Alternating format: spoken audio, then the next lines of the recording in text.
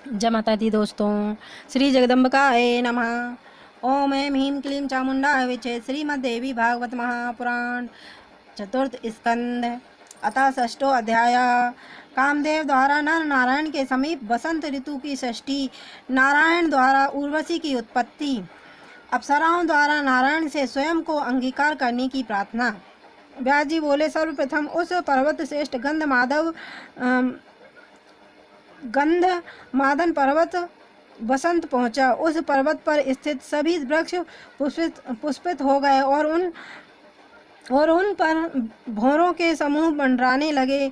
आम मोल श्री रम्य तिलक सुंदर किंशुक शालताल तमाल तथा महुए ये सब के सब फूलों से सुशोभित हो गए।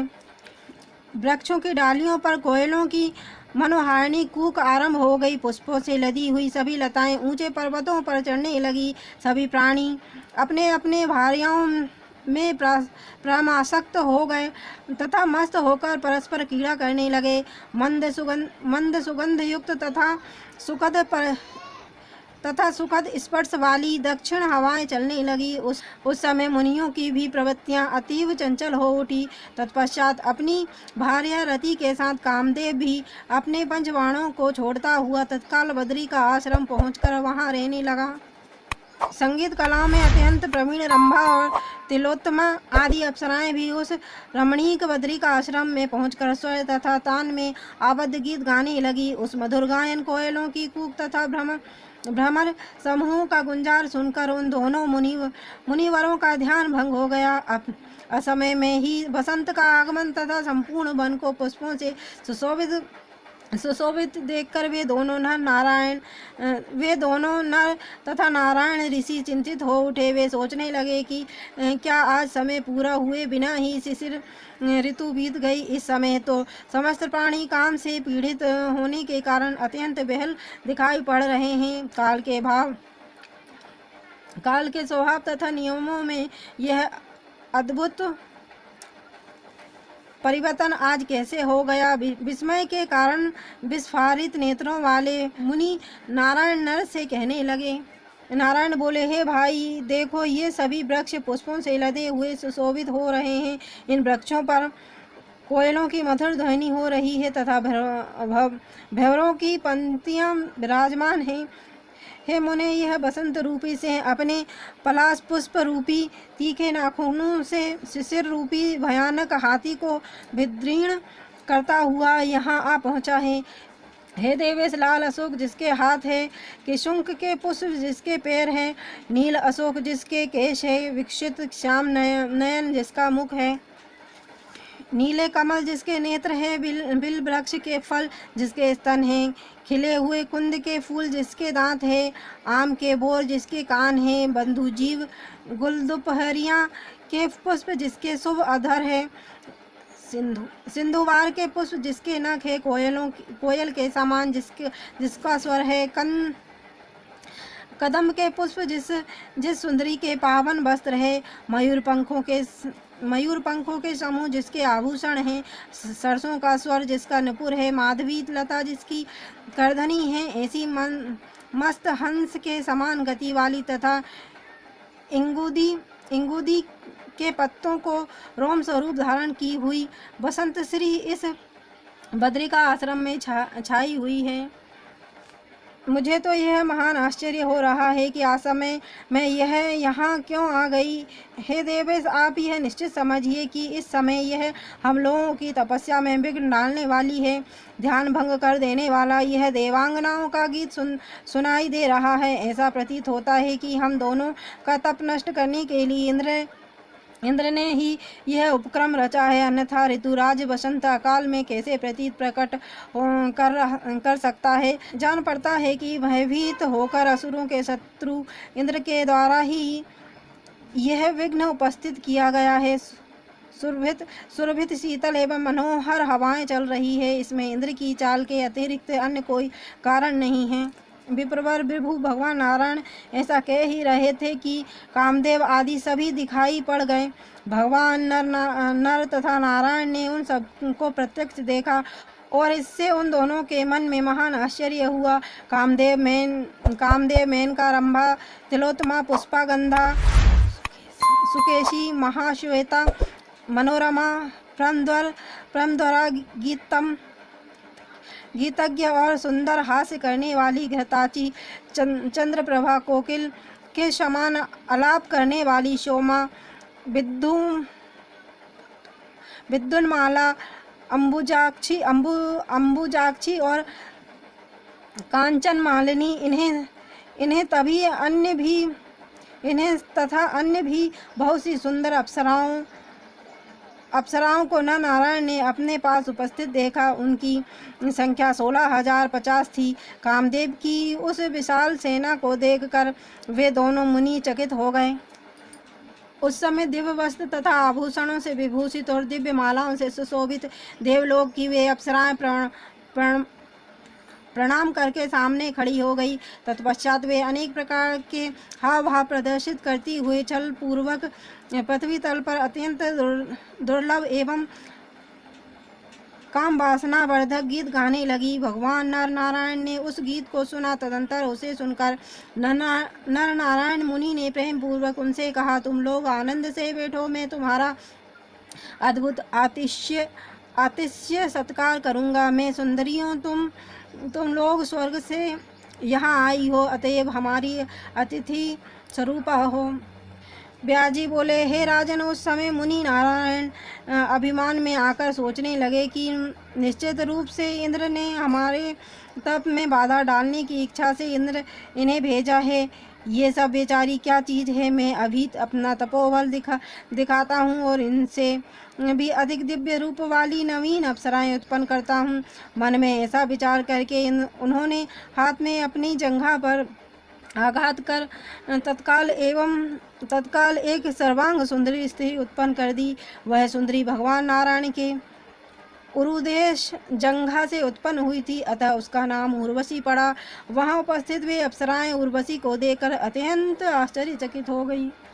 तदंतर उन अप्सराओं की सेवा के लिए मुनि ने तत्काल उनकी उतनी ही अन्य अत्यंत सुंदर अप्सराएं उत्पन्न कर दी। हाथ में विविध प्रकार के उपहार लिए हंसती हुई तथा मधुर गीत गाती हुई उन सब अप्सराओं ने उन मुनियों को प्रणाम किया और वे हाथ जोड़कर उनके समक्ष खड़ी हो गई। लोगों को मोह में डाल देने वाली वे इंद्र प्रेषित अप्सराएं तपस्या की विभूति उस विस्मय कारिणी उर्वशी को देखकर अपनी सुध बुध खो बैठी। उन अप्सराओं के मुख कमल आनंदातिरेक से खिल उठे तथा उनके मनोहर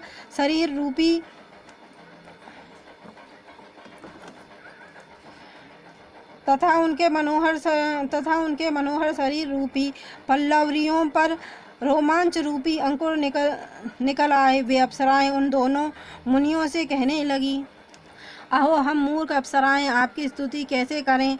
हम तो आपके धैर्य तथा तप के प्रभाव को देखकर परम विस्मय में पड़ गई हैं। ऐसा कौन है जो हम लोगों के कटाक्ष रूपी विषय से बुझे बाणों से दग्ध ना हो गया हो। फिर भी आपके मन को थोड़ी भी व्यथा नहीं हुई। अब हम लोगों को ज्ञात हो गया है कि आप दोनों देव स्वरूप मुनि साक्षात भगवान विष्णु के परम अंश है और सदा ही सम दम आदि गुणों के निधान है। आप दोनों की सेवा के लिए यहाँ हमारा आगमन नहीं हुआ है, अपितु देवराज इंद्र का कार्य सिद्ध करने के लिए ही हम सब यहाँ आई हुई हैं। न जाने हमारे किस भाग्य से आप दोनों मुनिवरों के दर्शन हुए। हम यह नहीं जान पा रही हैं कि हमारे द्वारा संपादित किस संचित पुण्य कर्म का यह फल है। साप देने में समर्थ होते हुए भी आप दोनों मुनियों ने हम जैसे अपराधी जनों को स्वजन समझकर अपने चित्त को क्षमाशील बनाकर और हमें संताप रहित कर दिया। विवेकशील महानुभाव तुच्छ फल देने वाले साप को उपयोग में लाकर अपने तप का अपव्यय नहीं करते। व्यास जी बोले, उन अति विनम्र देव सुंदरियों का वचन सुनकर प्रसन्न मुखमंडल वाले, काम तथा लोभ को जीत लेने वाले तथा अपने तपस्या के प्रभाव से दैदीप्यमान अंगों वाले विधर्म पुत्र मुनिवर नर नारायण प्रेम पूर्वक कहने लगे, नर नारायण बोले, हम दोनों तुम सभी पर अत्यंत प्रसन्न हैं। तुम लोग अपने वांछित मनोरथ बताओ, हम उसे देंगे। इस सुंदर नैनों वाली उर्वशी को भी अपने साथ लेकर तुम सब स्वर्ग के लिए प्रस्थान करो। उपहार स्वरूप यह मनोहर युवती अब यहाँ से तुम लोगों के साथ जाए। उरु से प्रादुर्भूत इस उर्वशी को इंद्र के प्रसन्नार्थ हमने उनको दे दिया है। सभी देवताओं का कल्याण हो और अब सभी लोग इच्छा अनुसार यहाँ से प्रस्थान करें। अब इसके बाद तुम लोग किसी की तपस्या में विघ्न मत उत्पन्न करना।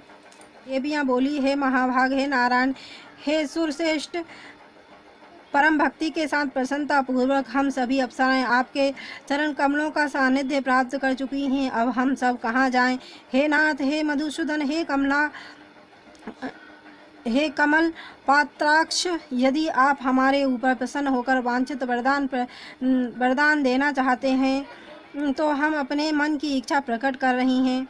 हे देवेश, आप हमारे पति बन जाएं। हे परतंप, हम लोगों के इसी वरदान को पूर्ण कीजिए। हे जगदीश्वर, आपकी सेवा करने में हम सभी को प्रसन्नता होगी। आपने जिन उर्वशी आदि सुंदर नैनों वाली अन्य रमणियों को उत्पन्न किया है, वे सब आपकी आज्ञा से स्वर्ग चली जाएं। हे श्रेष्ठ तपस्वियों, हम 16,050 अप्सराएं यहीं रहेंगी और यहाँ हम सब आप दोनों की सेवा करेंगी। हे देवेश, आप हमारा मनोवांछित वर दीजिए। हे देवेश, आप हमारा मनोवांछित वर दीजिए और अपने सत्यव्रत का पालन कीजिए। हे माधव, धर्मज्ञ तथा तत्वदर्शी मुनियों ने प्रेमासक्त स्त्रियों की आशा को भंग करना हिंसा बताया है। देवयोग से हम अप्सराएं भी स्वर्ग से यहाँ आकर आप दोनों के प्रेम रस से संसिक्त हो गई हैं। हे देवेश, आप हमारा त्याग ना कीजिए। हे जगतपते, आप तो सर्वसमर्थ हैं। नारायण बोले, इंद्रियों को जीतकर मैंने पूरे 1000 वर्षों तक यहाँ तपस्या की है, अतएव हे सुंदरियों, उसे कैसे नष्ट कर दूँ? सुख तथा धर्म का नाश करने वाले वासनात्मक सुख में मेरी कोई रुचि नहीं है। पाशविक धर्म के समान सुख में विवेकशील पुरुष कैसे प्रवृत्त हो सकता है? अप्सराएं बोली, शब्द, स्पर्श, रूप, रस तथा गंध, इन 5 सुखों में स्पर्श सुख सर्वश्रेष्ठ है। यह आनंद रस का मूल है और इससे बढ़कर अन्य कोई भी सुख नहीं है। अतः हे महाराज, आप हमारी बात मान लीजिए। पूर्ण आनंद प्राप्त करते हुए आप गंधमादन पर्वत पर विचरण कीजिए। यदि आप स्वर्ग प्राप्ति की आकांक्षा रखते हैं तो यह निश्चित जान लीजिए कि वह स्वर्ग इस गंधमादन से अच्छा नहीं है। अतः हम सभी अप्सराओं को अंगीकार करके आप इस दिव्य स्थान में विहार कीजिए। इति श्रीमद्देवी भागवते महापुराणे अष्टादशसहस्रस्यां संहितां चतुर्थ स्कंदे अप्सरां नारायण समीपे प्रार्थना करणम नामा 6 अध्याय। और देवी भागवत की यदि आपको महिमा सुनना पसंद हो तो चैनल को लाइक एंड सब्सक्राइब करें। धन्यवाद।